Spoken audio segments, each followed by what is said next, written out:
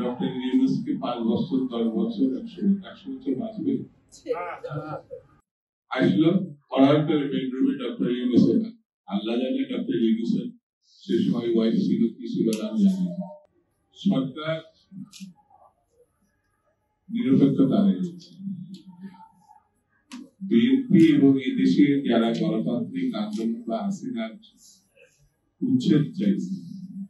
স্বৈরতন্ত্রের উচ্ছেদ চাইছে একটি মাত্র কারণে তার হচ্ছে একটি দলনিরপেক্ষ সরকারের অধীনে জাতীয় নির্বাচন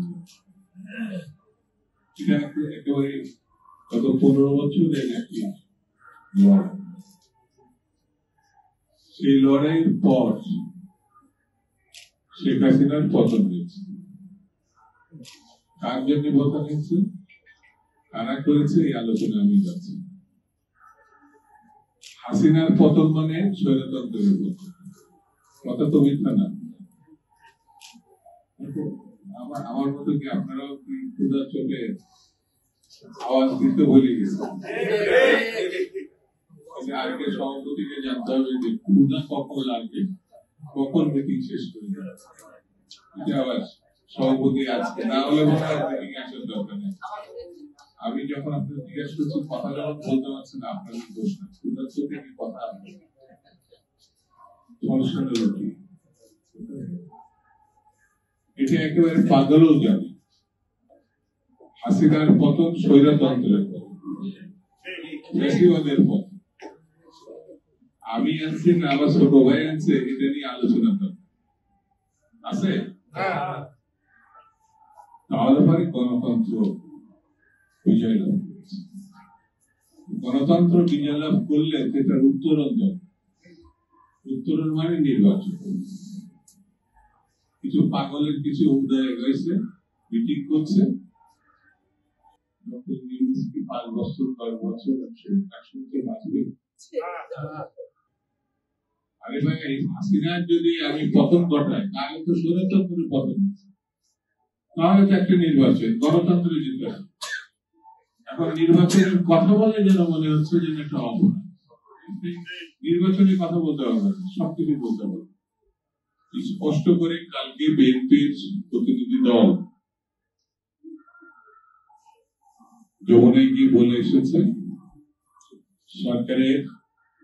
স্বচ্ছতা এবং নিরপেক্ষ নির্ধারণের জন্য যারা নতুন পার্টি করেছে তাদের কোনো প্রতিনিধি এই সরকারে থাকতে পারবে তিনজন প্রতিনিধির কথা সরাসরি বলেছে আরেকটা লোক আছে যে বাংলাদেশকে বিক্রি করতে চায় করিডোরের নামে যুদ্ধ বাজাতে চায় বন্দর উন্নয়নের নামে বিক্রি করতে চায় যে লোকটা পরকীয়ার জন্য পত্রিকায় দেখলাম পরকীয়ার নামে স্বামী কর্তৃক স্ত্রী খুন করেছে ওই স্বামী আত্মহত্যা করেছে তার কারণ ছিল এই উপদেশ খলিলুর রহমান সে বিদেশে পালাইছে 30 বছর আগে তাকে লতিফুর রহমানের ভাইরা সাবেক প্রধান উপদেষ্টা লতিফুর রহমান তার ভাইরা তাকে এনে আপনি দেশ বিক্রির আয়োজন করবেন তাকেও পদত্যাগের বহিষ্কার করার কথা বলা হচ্ছে মিনিমাম তাহলে একটা স্বচ্ছ কাজ আর যদি এটা না করা যায়